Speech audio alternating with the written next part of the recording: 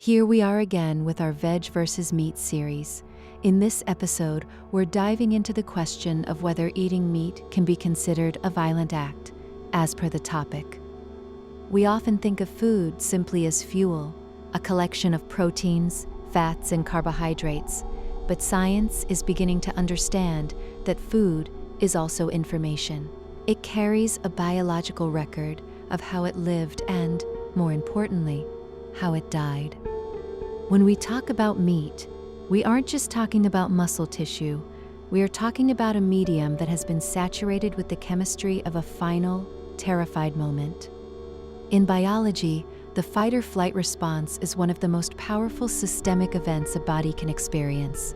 When an animal senses it is about to die, whether by the smell of blood in a slaughterhouse or the sounds of the machinery, its endocrine system goes into an absolute frenzy.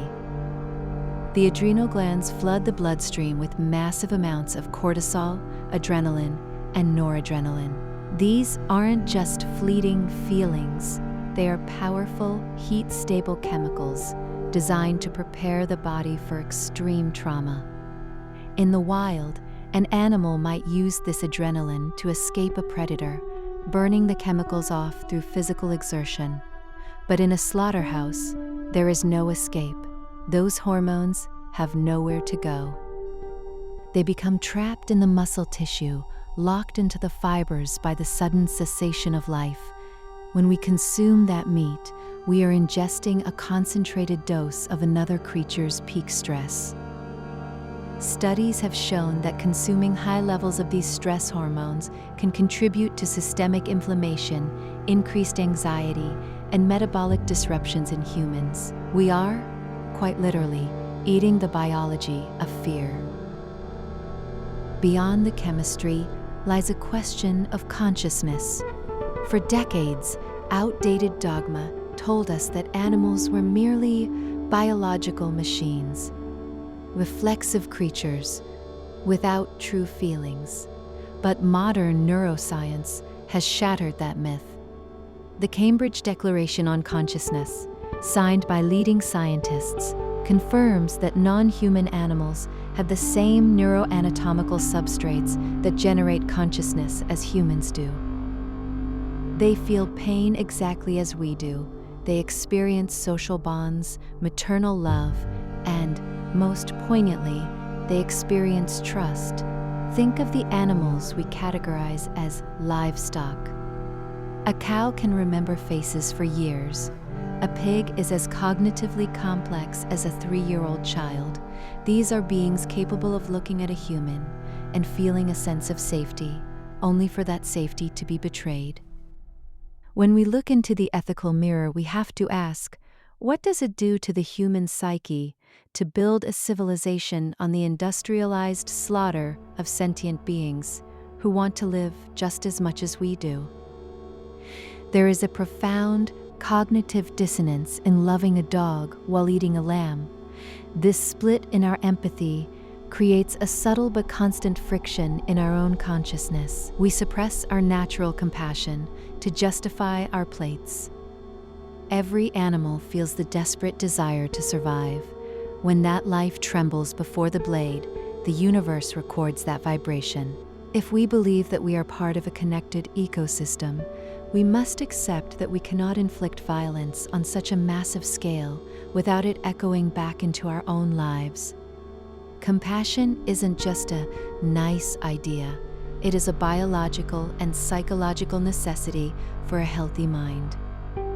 Ancient traditions have spoken for millennia about the concept of ahimsa, or non-violence. They taught that the energy, or vibration, of our food directly shapes our thoughts and our health. Today, we might call this cellular memory. If you nourish your body with plants, foods that turn sunlight and water into life without a single scream, you are consuming a vibration of peace and vitality. Conversely, a diet rooted in violence creates a state of internal unrest. When we ingest the vibration of violence, we are introducing a frequency of agitation into our own systems.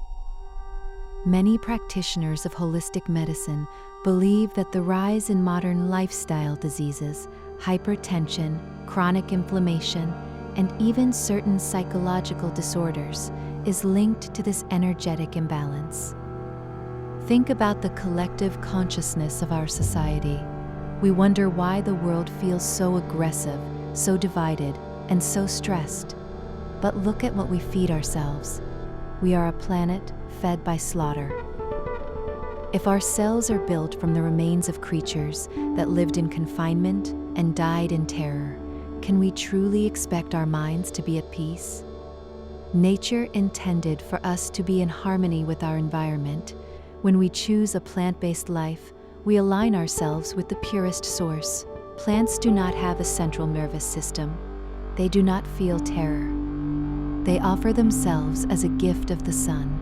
By choosing the path of nonviolence, we cleanse our internal environment. We move from a state of survival and aggression to a state of growth and compassion.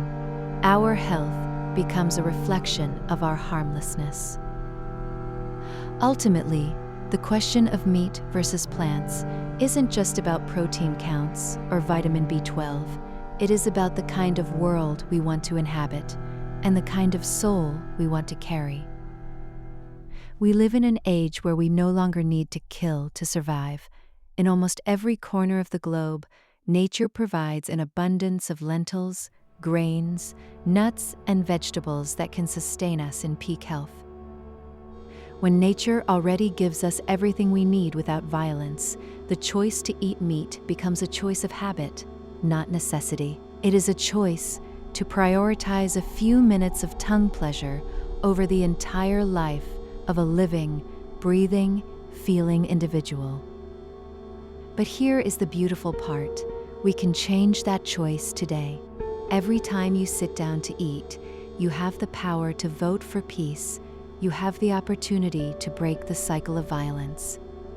Choosing a plant-based meal is a silent prayer for a kinder world. It is a way of telling the universe that you no longer wish to contribute to the suffering of others. As you transition to a diet of compassion, you will likely find that it isn't just your body that feels lighter, it's your spirit. The vibration of violence fades, replaced by a deep, quiet alignment with the truth. You are choosing a powerful, peaceful way to live. Thank you for exploring this deeper side of nutrition with us. If this perspective resonated with you, please like this video and share it with someone who is searching for their own path to peace. Subscribe and hit the bell for our final episode, Healing the Planet, One Plate at a Time, where we will see how our personal choices can literally save the Earth's ecosystems. Until then, eat with conscience, live with love, and let your life be a vibration of peace.